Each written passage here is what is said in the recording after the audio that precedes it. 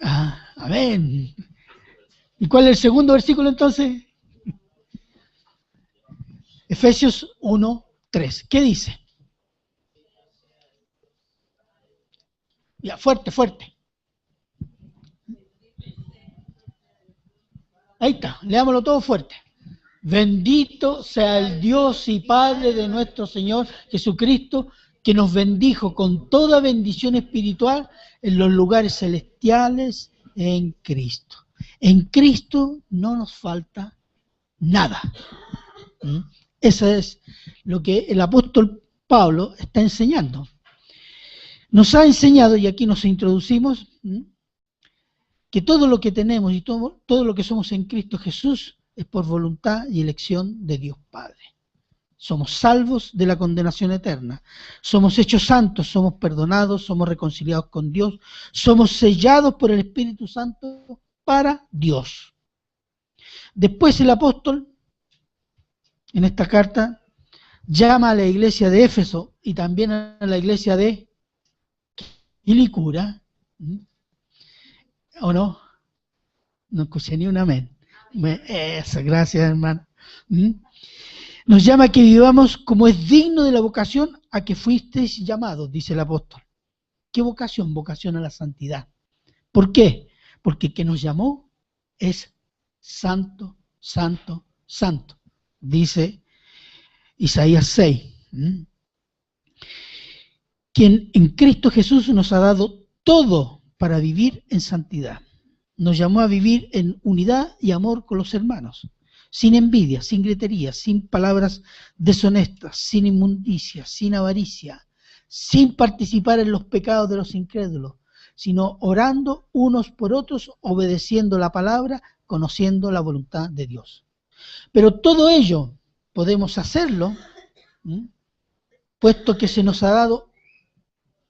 ¿Qué se nos ha dado? El Espíritu Santo, ¿cierto? Que vino a vivir en nosotros cuando nos arrepentimos y creímos en Cristo Jesús como único Señor y Salvador. Entonces el Espíritu Santo nos sella espiritualmente, significa que somos propiedad de Dios. Y el Espíritu Santo nos sumerge, nos bautiza en el cuerpo de Cristo, que es la iglesia. La iglesia espiritual, que es su iglesia, esta obra espiritual del Señor, por la fe en Cristo Jesús no es visible. Ni siquiera a veces la sentimos como algo especial. En Juan, cuando el Señor Jesús conversa con Nicodemo, le dice, el viento tú no sabes de dónde viene y de dónde va. Y está hablando del espíritu.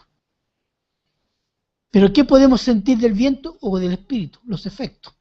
Cuando vemos, se mueven los árboles, o cuando es muy fuerte los desastres, ¿cierto? El Espíritu Santo en nosotros es exactamente igual. Nosotros no lo vemos, no sabemos cuándo viene, pero sentimos los efectos, cambios que comienzan de aquí hacia afuera. Entonces, el Espíritu Santo nos cambia los afectos. Amamos más las cosas de Dios que las cosas del mundo. Y para crecer en ellas debemos permitir que el Espíritu Santo gobierne toda nuestra vida y persona. El título de este sermón es Ser gobernados y no emborrachados. Y vamos a estar en Efesios 5:18. ¿Lo leemos? No os embriaguéis con vino en la cual hay disolución, antes bien, sed llenos del Espíritu Santo. Vamos a orar.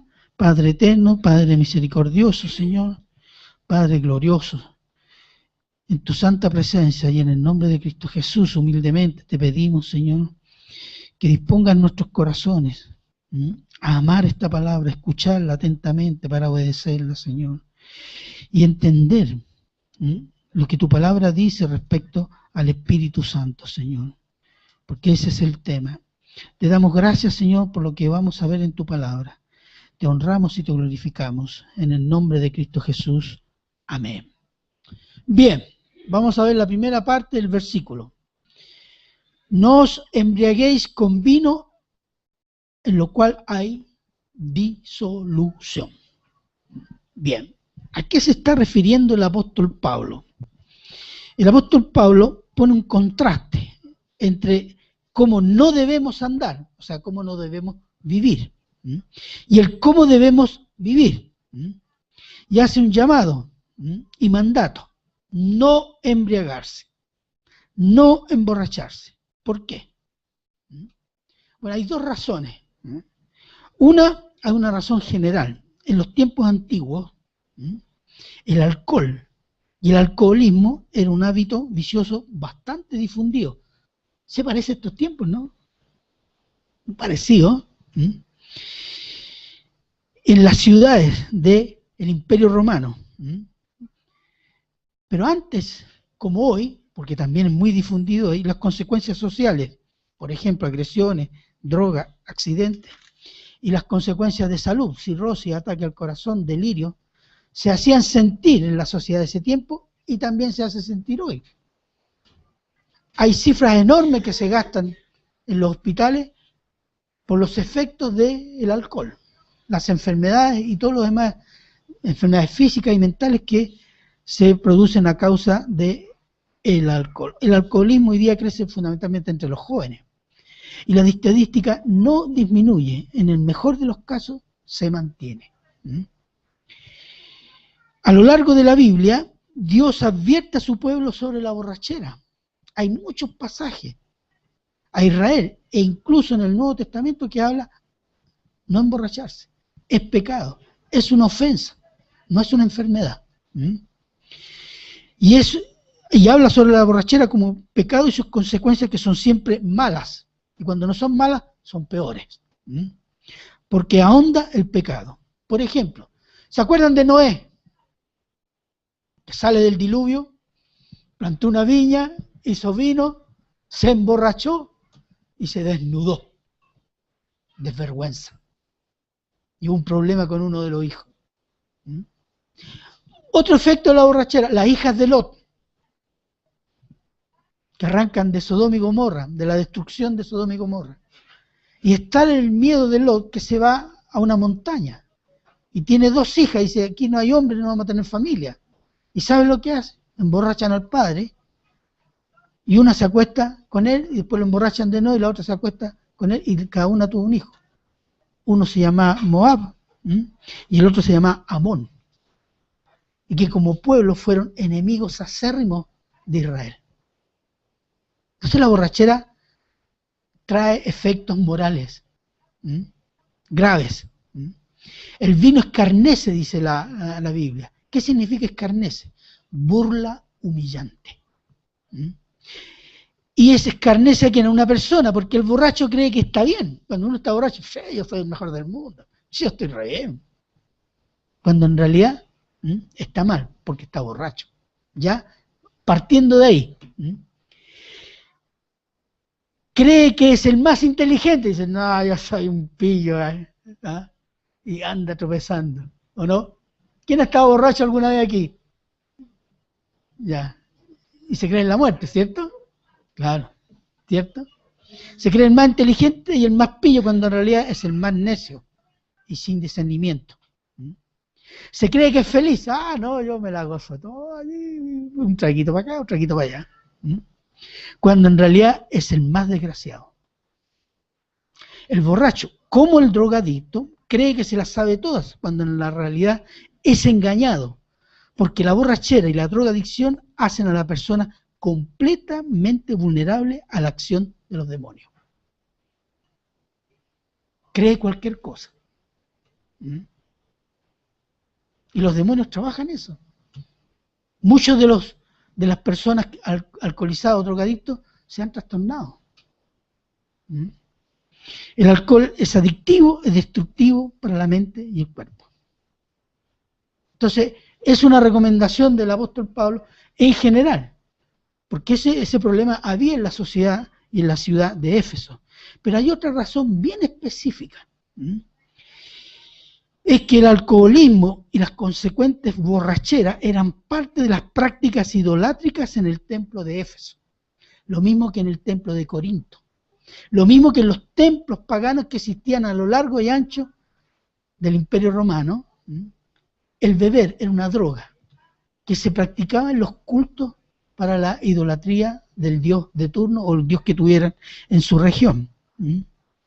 Y estos ritos consistían en lo siguiente: danza frenética que elevaban el estado emocional con mucha estridencia, música de tambores, qué sé yo, cosas de ese tipo. Entonces la gente bailaba y sentía esta cosa así, emoción, sensación. Y con música estridente bebían alcohol o drogas para entrar en éxtasis, porque en ese éxtasis decían que ese era el contacto con los dioses. Se pegaban la tremenda ola.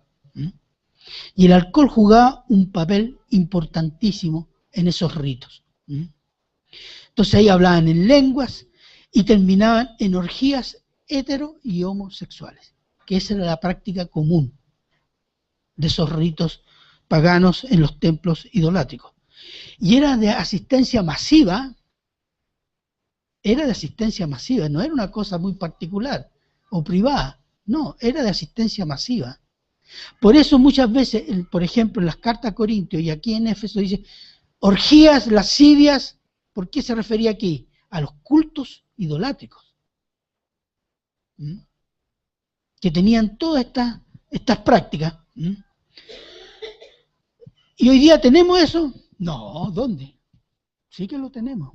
Mire, los conciertos heavy metal o rock metal son una música sensual y estridente. Golpea las emociones brutalmente, llevándola al máximo. Su estridencia, más droga, porque los muchachos llegan ahí a pegarse el pito y otras cosas más. ¿Qué sucede? Muchos terminan haciendo sexo en los pasillos, o pelea tremendamente violenta, o botados en el suelo, pasándolo bien, se vuelan completamente. Estos conciertos no son muy diferentes en los efectos a los cultos paganos de Éfeso o de las ciudades de la antigüedad. Y déjeme decirle algo, y aunque algunas iglesias evangélicas practican el trance y lo llaman estar en el Espíritu Santo, que hace bailar, reír, revolcarse en el suelo, emitir sonidos como animales, hablar en jerigonza, son las mismas cosas que hacen los islámicos, los satánicos y los católicos romanos. No es la embriaguez del Espíritu. El Espíritu Santo no embriaga. Y el apóstol se está dando esta advertencia: no os embriaguéis, porque los éfesos y los de Corinto le daban un valor espiritual a eso, además de la práctica social. Entonces lo que está diciendo el apóstol, esto no tiene validez espiritual. Sed llenos del Espíritu Santo. ¿Por qué? La borrachera es disolución. Entonces, el Espíritu Santo no embriaga. El Espíritu Santo, ¿a qué nos ayuda? A producir los frutos del Espíritu Santo. Uno de los frutos, ¿cuál es? ¿Cómo se llama? Dominio propio. Para discernir en sobriedad la palabra de Dios y vivir por ella. Eso es. Nunca el Espíritu Santo bota al suelo a una persona, la deja inconsciente, la hace vomitar o la eleva al suelo, la eleva arriba del techo, porque algunos flotan, otros bailan.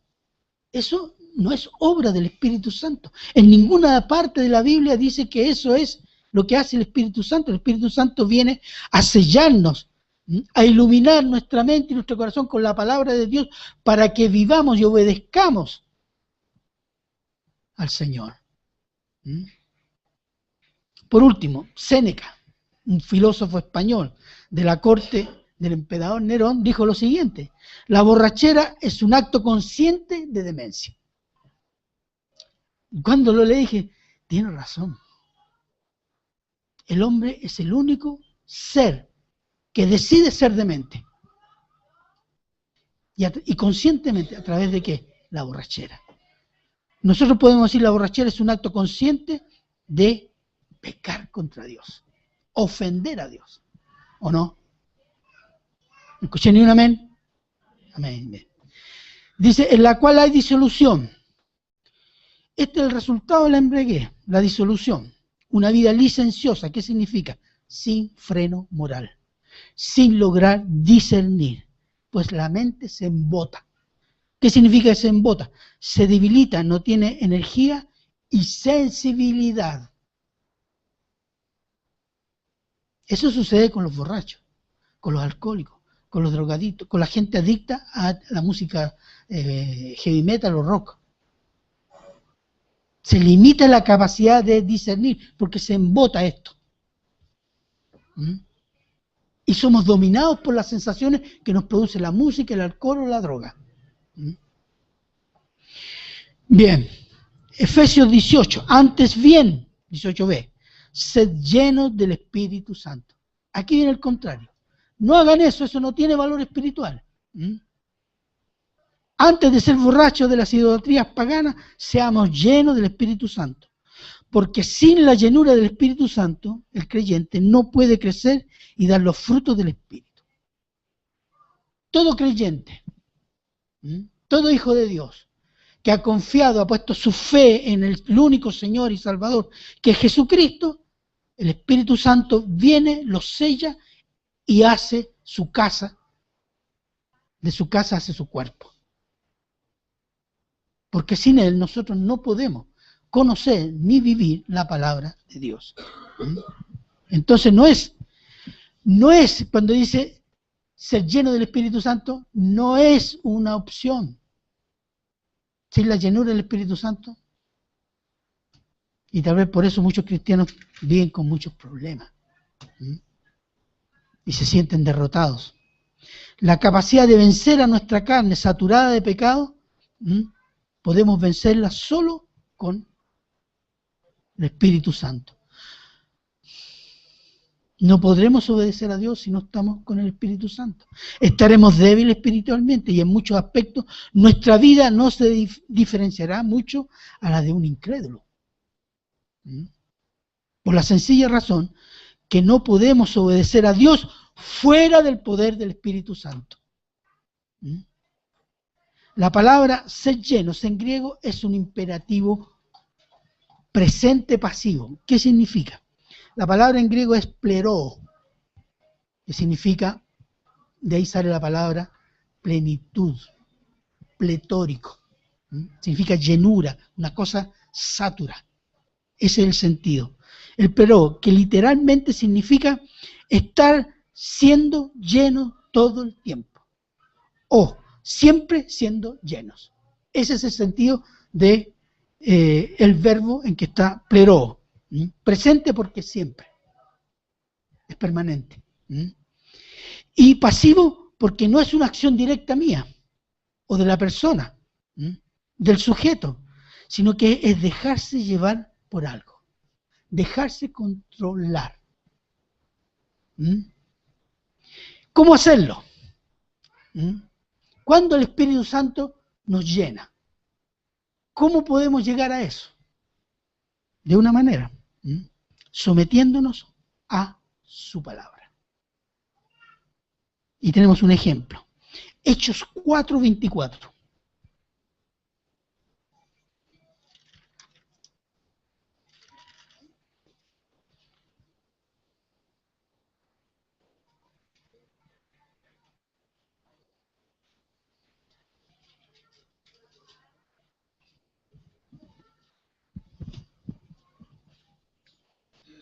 Y ellos, habiéndolo oído, alzaron unánimes la voz a Dios y dijeron: Soberano Señor, tú eres el Dios que hiciste el cielo y la tierra, el mar y todo lo que en ellos hay. Acá hay un grupo de gente de la iglesia de Jerusalén que después que soltaron al apóstol Pedro, ora. Y la primera parte de la oración es una exaltación al Señor. Versículo 25. Que por boca de David tu siervo dijiste: ¿Por qué se amotinan las gentes y los pueblos piensan cosas vanas? 26 también. Se reunieron los reyes de la tierra y los príncipes se juntaron en uno contra el Señor y contra su Cristo. Ellos citan Salmo 2. El Salmo 2 es un salmo del periodo de la tribulación, está hablando del Armagedón, cuando las naciones se reúnen contra el ungido, contra Cristo que estaría gobernando desde Jerusalén.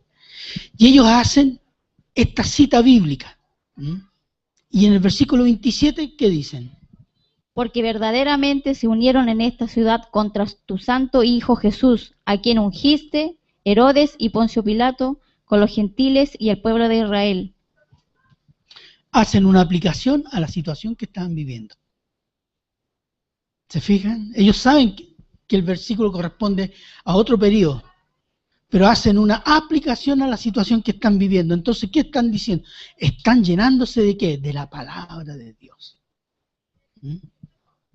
Están exaltando a Dios, citan la palabra, hacen una aplicación. Versículo 28. Para hacer cuanto tu mano y tu consejo habían antes determinado que se sucediera. Reconocen otra cosa de Dios, la soberanía de Dios. Todo esto ha sido por tu mano y tu voluntad, así como tú lo has decidido. Soberanía de Dios. Y el 29 y 30. Y ahora, Señor, mira sus amenazas y concede a tus siervos que con todo denuedo hablen tu palabra. La petición. ¿Y cuál es la petición? ¿La petición está en la voluntad de Dios? Sí. ¿Qué fue lo último que dijo Cristo a los discípulos? Id por todo el mundo y predicad a toda criatura. Y eso estaban pidiendo ellos. Danos valor para cumplir tu voluntad. Ir a predicar la palabra. Y después el 31. Cuando hubieron orado, el lugar en que estaban congregados tembló, y todos fueron llenos del Espíritu Santo y hablaban con denuedo la palabra de Dios. Petición cumplida. Llenaron el Espíritu Santo y partieron a predicar la palabra. ¿Se fija cuál es el proceso? Hay una oración, pero hay una oración en relación a ¿qué? A lo que es Dios, soberano, creador. Exalta el carácter, los atributos de Dios. Y segundo, una cita bíblica que es aplicada a la situación, que ellos se identifican plenamente. Eso es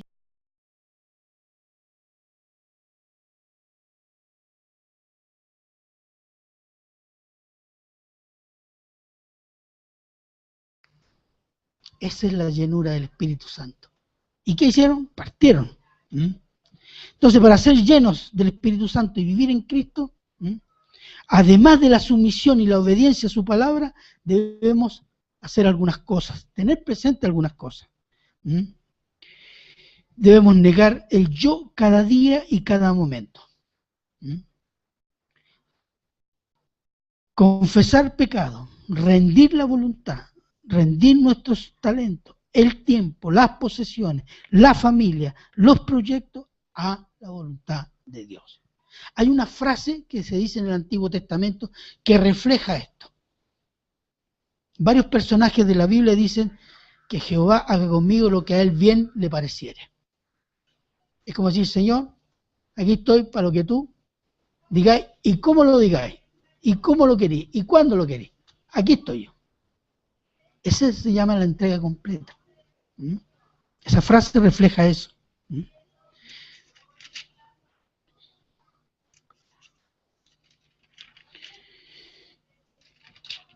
Conocer la voluntad de Dios por su palabra, saber lo que tenemos que hacer para Dios. Cuando nosotros nos sometemos, decimos, Señor, yo quiero servirte. Bien. Pero el Señor le dice, mira, tenéis que abandonar este pecado. No, pero es que no puedo. O sea, me cuesta. Déjame crecer un poquito, ¿ya? Madurar, leer más Biblia. No, tengo un trabajo y una familia y hay que alimentarlos. Ay, Señor, esperemos, ¿ya? Tengo que resolver algunos problemas. ¿Se fija? Nosotros en nuestro corazón a veces la pensamos así. Y el no hacerlo, sabiendo, cuando usted lee la Biblia y sabe lo que tiene que hacer, y el Señor dice ser santo. Y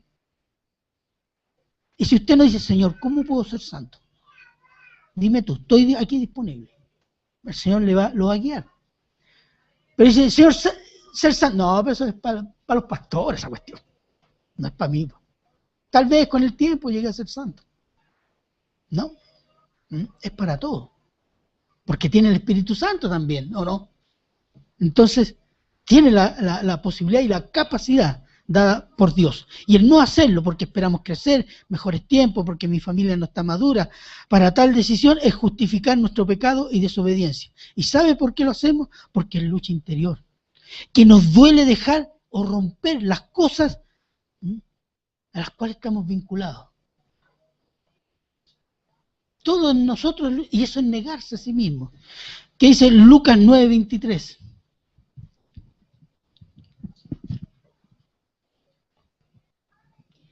Y decía a todos, si alguno quiere venir en pos de mí, niéguese a sí mismo, tome su cruz cada día y sígame. Eso es lo menos que dijo el Señor Jesús. Niéguese a sí mismo y cargue su cruz. ¿Qué significa negarse a sí mismo? Es negar nuestra naturaleza, nuestros deseos, porque nuestros deseos son carnales, no están en la voluntad de Dios. Nuestra carne es perezosa, nuestra carne es lujuriosa, es sensual. Y no nos gusta a veces obedecer las cosas de Dios.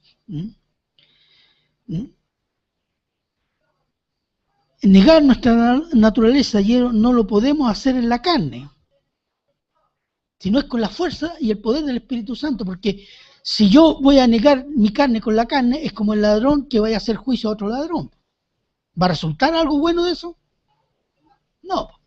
Si usted va a negar su carne con su propia fuerza, no, yo puedo, es lo mismo, no va a resultar, va a caer. Hasta con el Espíritu Santo a veces nosotros caemos. Entonces, negarnos, someternos al Espíritu Santo. Y después dice, y tome su cruz cada día. La cruz es símbolo de ¿qué? De muerte. Y esto significa, muera a sí mismo cada día. En el poder del Espíritu Santo. Los puritanos del siglo XVII le llamaban a esto mortificar la carne. Cada día. Eso se llama cargar la cruz cada día. ¿Cómo? Colosenses 3:16.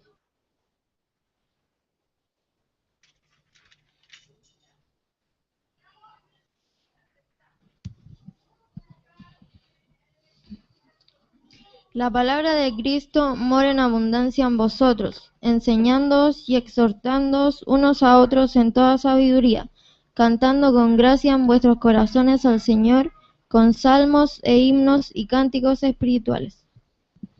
Dice que abunde en abundancia, que mora en abundancia la palabra de Dios en vosotros, en vuestros corazones. Y después vienen los efectos, cantando himnos espirituales, gratitud al Señor, etc. Saturar la mente y el corazón con la palabra de Dios, para que nuestros pensamientos, nuestros deseos, nuestra conciencia sean regidos por la palabra de Dios. Y el Espíritu Santo pueda gobernar toda nuestra persona para glorificar a Cristo. La llenura del Espíritu Santo es un acto consciente, no es un acto místico. No es que voy a esperar que va a venir un aire, una nube, y decir, oh, estoy lleno del Espíritu Santo. No, es un acto consciente. Ya vimos la oración de los discípulos de Jerusalén, la iglesia de Jerusalén. Es un acto consciente que yo decido obedecer la palabra y me dispongo al Señor para lo que Él me diga, para lo que Él me mande. Entonces, no es una experiencia de trance, como decía, es un acto que nos disponemos a obedecer la palabra y lo pedimos. Dejar de hacerlo consciente cada día, obramos en la carne. Porque la carne obra inconscientemente, porque somos carne todavía. Por eso la llenura del Espíritu Santo es un acto consciente. Que el Espíritu Santo nos está diciendo, lee la palabra. Lee la palabra. ¿Te recuerdo el versículo? Me estoy acordando de lo que dijo el pastor de esa predicación. Bueno, hágale caso. Siga profundizando. Ese es el llamado del Espíritu Santo. ¿Ahora qué? Para poder gobernar su vida y su persona y dar gloria a Cristo. Porque esa es la obra del Espíritu Santo. Cada día debemos pedir y obrar y someternos a la palabra para cada día ser menos yo y más Cristo. Oramos a veces, Señor, que esta vez salga menos yo y más Cristo. Pero es una tarea diaria. Y está reflejado en uno de los profetas, Juan 3:30. Y vamos a ir concluyendo. Es necesario que Él crezca, pero que yo mengue. Es Juan el Bautista, cuando se dio cuenta que su misión había terminado y las muchedumbres que lo seguían, y se dio cuenta que ahora era el momento del Mesías, dijo, es necesario. No dice, no es que yo quiero que, no, es necesario, porque así lo ha dispuesto el Padre, que Él crezca y yo desaparezca. Eso deberíamos sentir respecto a nuestro ego. Quiero ser menos yo. Y a veces no nos damos cuenta de lo que pedimos. Eso significa prueba. Lucha. ¿Para qué? Para negarnos. Ser menos yo y que sea más Cristo en nosotros. ¿Qué es lo que dijo el apóstol Pablo cuando pidió sobre el aguijón? 3 veces he pedido que me saque el aguijón. ¿Qué le dijo el Señor? Bástate mi gracia. Porque en la debilidad se glorifica mi poder. ¿Y qué dijo el apóstol Pablo? No, yo quiero ser fuerte para ser tú. No. Me gozo en mi debilidad entonces para que Cristo sea más lúcido, más presente y más glorificado en mí.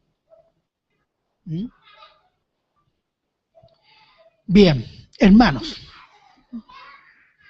No leer la Biblia, no estudiarla, ni meditarla cada día es no buscar el rostro de Dios, como se dice en el Antiguo Testamento. Eso es. No es una cosa de intelectual que tiene que hacer el pastor, los diáconos y el hermano que hace clase dominical. No. Es tarea de cada cristiano pedir al Todopoderoso Espíritu Santo que le dé el discernimiento de su palabra, porque esa promesa está, porque esa es la tarea del Espíritu Santo.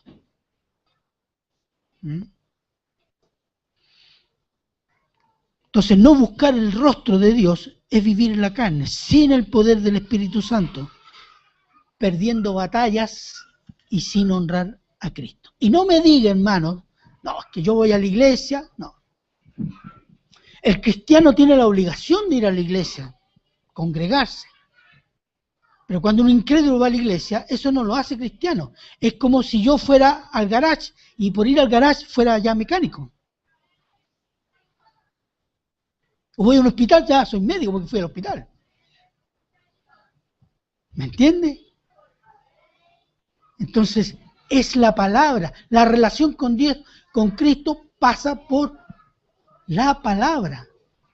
En Juan, el Señor Jesús les dijo a los discípulos, el que me ama, guarda mi palabra. Y el que guarda mi palabra es ¿por qué? Porque me ama. ¿Cuál es la relación del amor y la palabra? Esa. Precisamente, porque yo amo a Cristo, busco su palabra. Y buscar la palabra es señal de que lo amo. Y es vital para que el Espíritu Santo pueda operar, dejarlo operar en nuestra vida, en nuestro corazón, en todo lo que somos, si queremos servir al Señor. Pregunta, ¿cómo está su lectura bíblica? No me diga nada a mí, dígale al Señor. ¿Cómo está su oración? Su obediencia. Piénselo, óralo, medítelo. Si tuviera un pecámetro, aquí el pecámetro del hermano tanto, ¿ah? ¿Cómo está? Está arriba. Oremos por el hermano. Hermano, la hermana tanto, ahí está más o menos, ya sí, la semana pasada está alta, ahora está bajando. Dios tiene un pecámetro. Y nos dice el Espíritu Santo, cambia esto. Lee este pasaje. Mete tu corazón y tu mente. ¿Para qué? Para bajar el pecámetro. Bien, hermano. Yo lo dejo hasta aquí, pero medite en estas cosas, que son importantes para la vida cristiana. Son fundamentales para la vida cristiana. Así que vamos a orar. Por favor, inclinen su rostro. Padre eterno, Padre misericordioso, Señor, tu palabra ha sido predicada. Glorifícala en los corazones de los que la han oído, Señor, para gloria tuya y bendición de tu pueblo, Señor. Yo ruego, Señor, que el Espíritu Santo obre en cada uno de nosotros, creyente o no creyente, entendiendo lo fundamental que es la obra del Espíritu Santo, Señor, de llenar nuestra vida, nuestro corazón, cada parte de nuestro ser, para que podamos hacer la obra santa del Señor y podamos dar un testimonio que honre y glorifique a nuestro amado Señor y Salvador. Padre, te rogamos esta bendición en el nombre de Cristo Jesús. Amén. Bien, hermano.